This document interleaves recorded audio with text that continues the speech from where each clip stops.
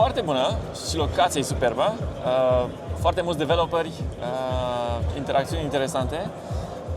Poate erau mai mulți oameni care erau doar curioși anul trecut. Anul ăsta e un nucleu foarte, foarte interesant de oameni care chiar fac chestii Web3. Builder. Exact. Și cu care noi chiar putem să discutăm, să construim chestii greu.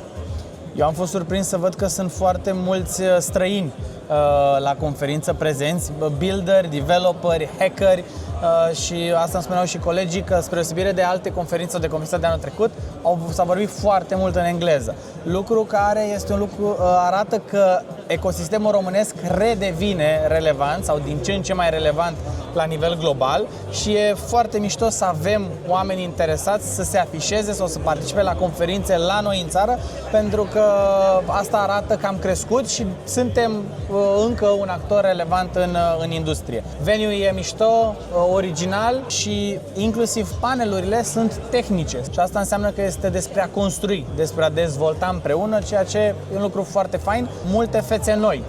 E un lucru mișto că retail-ul începe să vină la conferințe. În niciun caz. Dar, într-adevăr, vedem și oameni puțin mai speriați, să zicem așa.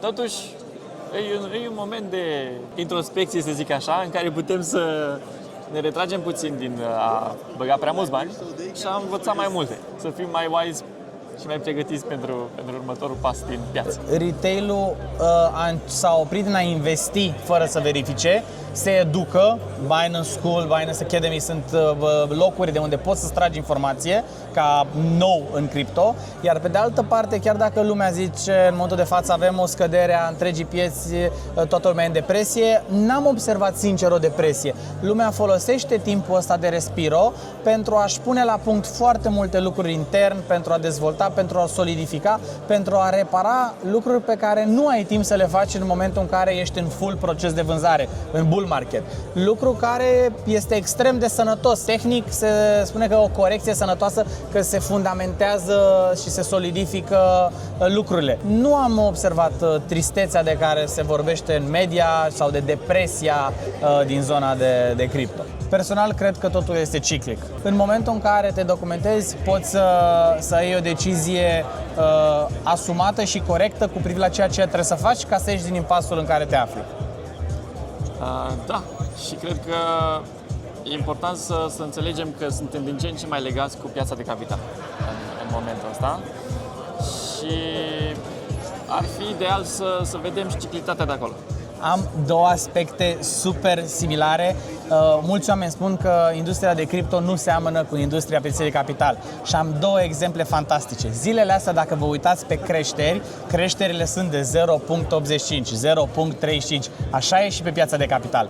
Și al doilea lucru pe care l-am găsit și seamănă, lumea spune că industria cripto este foarte volatilă. Nu e adevărat. Uitați-vă la prețul Ether-ului.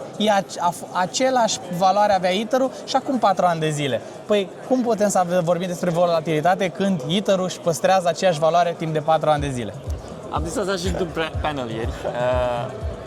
Traderii care au făcut doar cripto până acum, dar au făcut trading doar pe cripto până acum, nu mai știu să facă bani și se panichează.